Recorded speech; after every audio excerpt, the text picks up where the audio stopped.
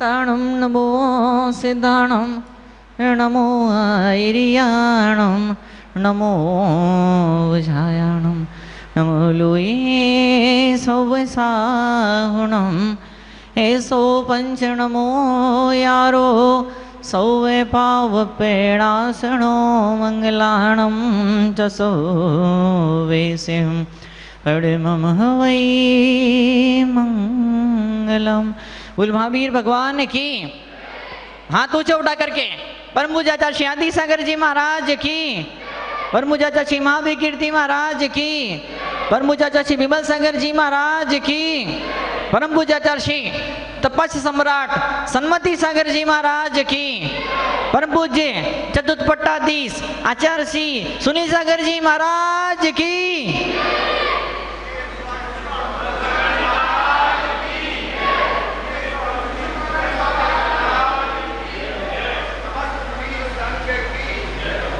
आचार्य श्री सुनील सागर जी महाराज का मंगल आशीर्वाद जोधपुर वाले लेकर के आए हैं और आज के इस पवित्र क्षणों के अंदर उन आचार्य भगवान के शुद्ध आशीर्वादों की शुरुआत से मैं आज के इस उत्तम संयम धर्म के बारे में कुछ दो शब्द कहना चाहूँगा।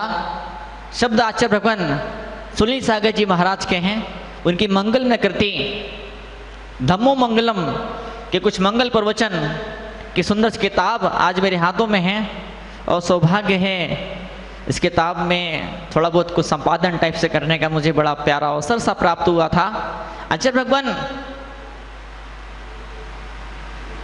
गोमट सार के अंदर लिखते हैं, नेमीचंद जी, नेमीचंद आचार्य देव गोमट सार के अंदर लिखते हैं, वसमिति कषायाणं दंडाणं तेन्द्रियाण पंचण्णं धारण पालन चागजो संजमो बणिदो तनाग संजमो बणिदो। संयम की परिभाषा बड़ी प्यारी परिभाषा। क्या लिखते हैं कि व्रतों को धारण करना होता है। व्रत क्या जो हमने पढ़े है ना, कौन कौन से? झूठ चोरी कुशील पर गए जो गंदे ढंग से इम्प्लांट की गए हमारे दिमाग हमारे मन बुद्धि के अंदर। बच्चा जब ढक्कन का भी नहीं सीख पाता है, बच्चे को जब अच्छे से कपड़े पहनना भोजन करना भी नहीं आता, उस जमाने से बच्चे को निगेटिविटी दिमाग के अंदर भरी जाती है। वो बात क्या कही जाती है? पाठशाला पढ़ाई जा रही है, पाठशाला पढ़ाए जाने के नाम पे जहर पिलाया जाता है।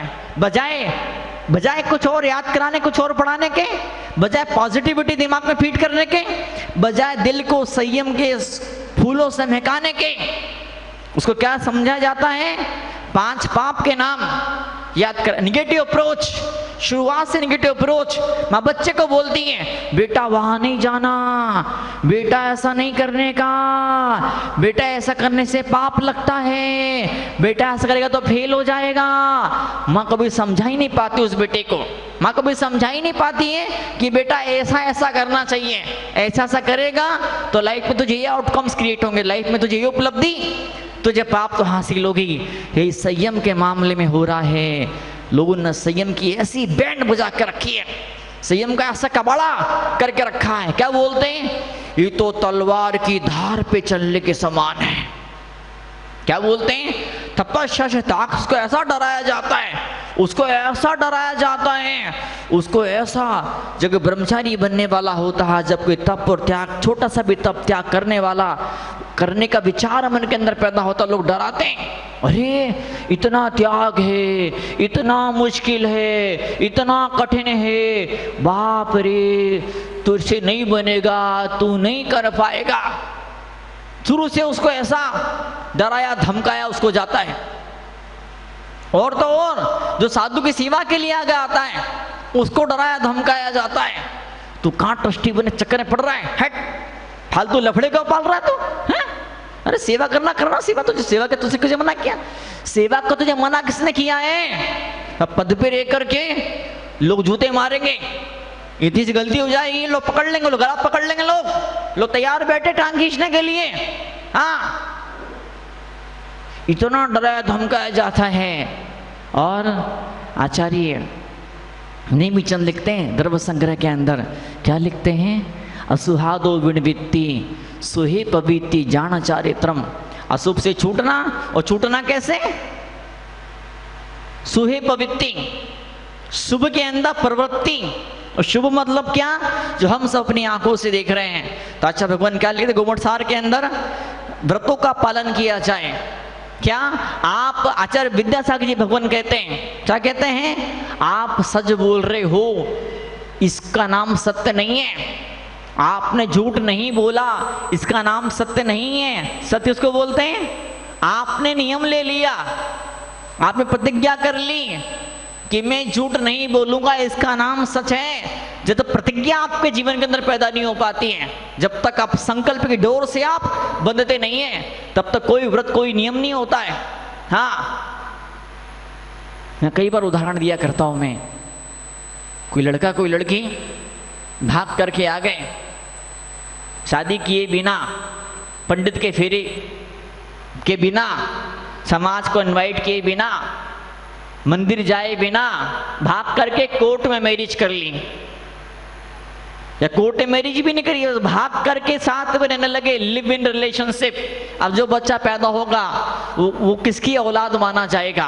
पेपर्स पर, कानून के अंदर, स्कूल के अंदर उस बेटे के माँ का, बाप का नाम क्या माना जाएगा? अगर वो व्यक्ति मर जाएगा तो क्या उसकी औलाद को लीगली, कानूनी रूप से क्या पुत्र होने का, वारिस होने का हक उसे प्राप्त होगा? बिल्कुल नहीं प्राप्त होगा। उसे एक रस्म करना पड़ेगी, विवाह की रस्म करना पड़ेगी, पब्लिक को बुलाना पड़ेगा, पंडित को बुलाना पड़ेगा, मंदिर जाना पड़ेगा, एक रस्म अदा करनी पड़ेगी। उस रस्म के बाद में ही, उस रस्म होने के बाद में ही क्रिया तो एक ही भाई होगी जो पहले होती थी। उस रस्म होने के बाद ही पति पत्नी का दर्जा और अधिकार और सम्मान और गौरव उन्हें प्राप्त होगा। तो वैसे ही आप धर्म की राहों पर चलते हैं। साक्षी किसकी है? आचार्य कुंद लिखते हैं बृहत् प्रतिक्रमण के अंदर, अपसखियम खुद की साक्षी, पर सखियम दूसरों की साक्षी, समाज की साक्षी वो भी जरूरी होती है। देवता सखियम, देवताओं की साक्षी इंसान झूठ बोल जाएगा, पर दैवी ये न्याय जो होता है, जो कुदरत का कानून से बड़ा जो कानून होता है, जो कर्म का सिद्धांत होता है, वो अटल होता है, वो अमिट हुआ करता है। तो अच्छा नेमिचंद जी भगवान यहाँ पर कहते हैं, क्या कहते हैं? व्रतों का धारण किया जाता है, समितियों का पालन किया जाता है, क्या कषायों का निग्रह किया जाता है। निग्रह मतलब क्या? कंट्रोल नहीं। निग्रह का मतलब होता है सब्लिमेशन, ट्रांसफॉर्मेशन।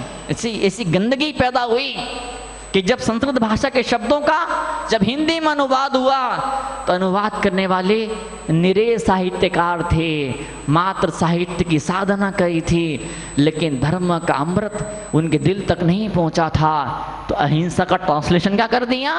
Non violence. और नॉन वायलेंस का मतलब क्या होता है विदेशी भाषा के अंदर?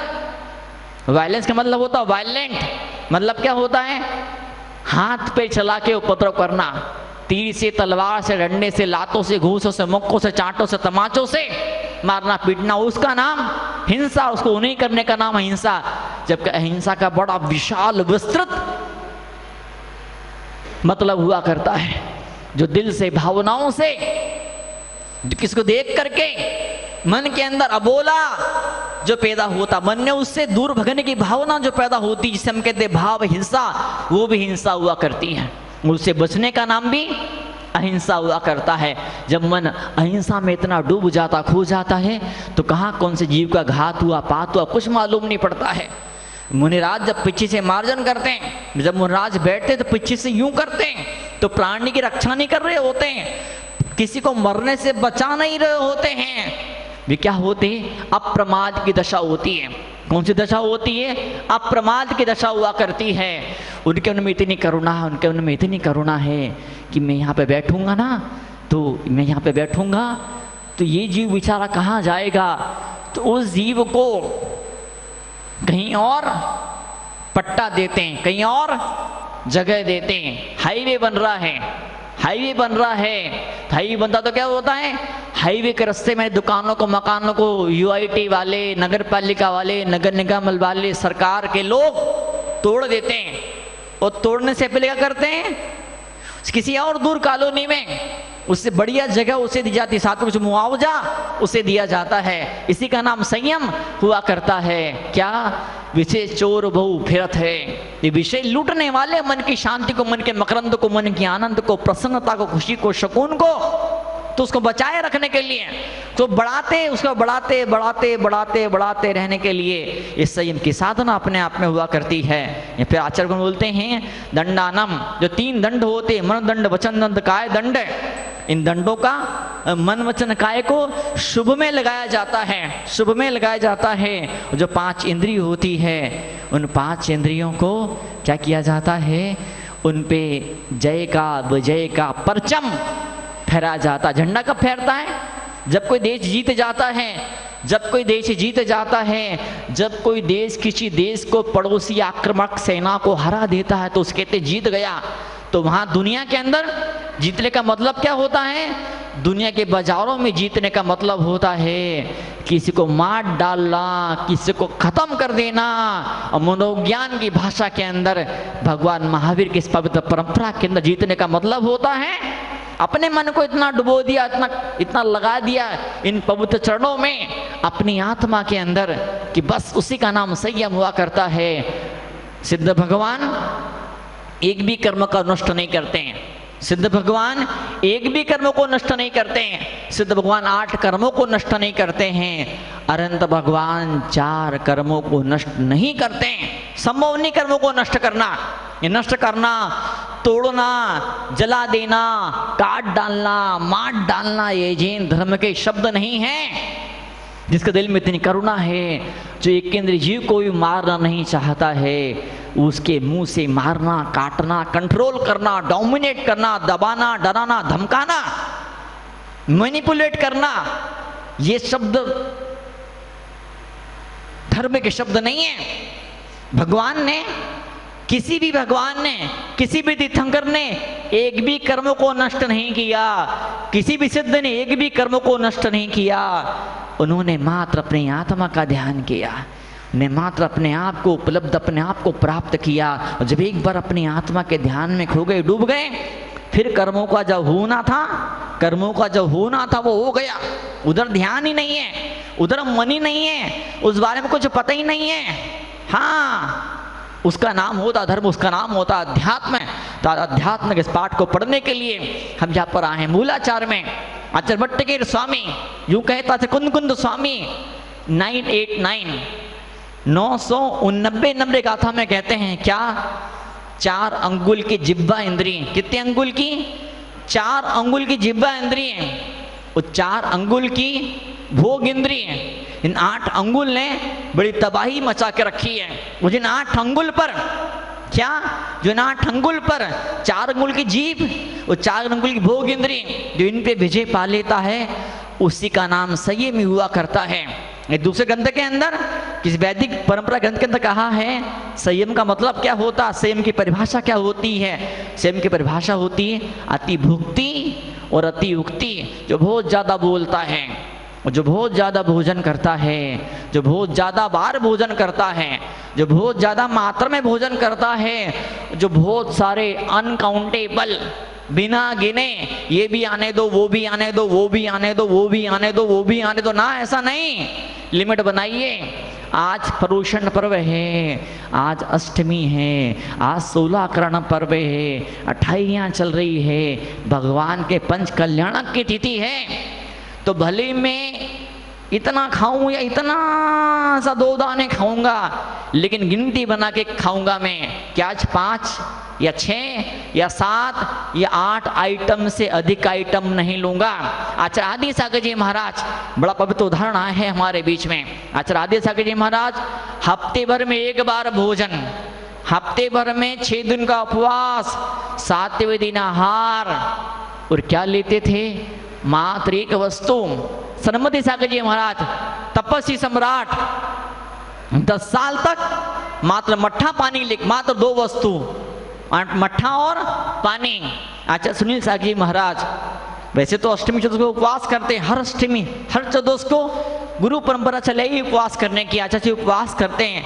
पर गर्मी का जब भयंकर गर्मी पड़ती है शिष्य लोग जब पकड़ लेते हैं, हम आपको उपवास नहीं कर देंगे, नहीं करने दें। उन दिनों आचार्य दुनिया भर के त्याग करते हैं, षटरस का त्याग करते हैं, हरि के अंदर कुछ गिनती करते हैं, अनाज में एक ही अनाज खाते हैं और दुनिया भर के त्याग करते हैं। तो संयम का मतलब ये होता है कि हम अपने मन को ट्रेनिंग दे देते हैं ना, इतने वस्त्र, इतने आभूषण और इतना क्षेत्र, इसके बाहर कुछ भी नहीं है, जो है सो बस यही इतना ही है।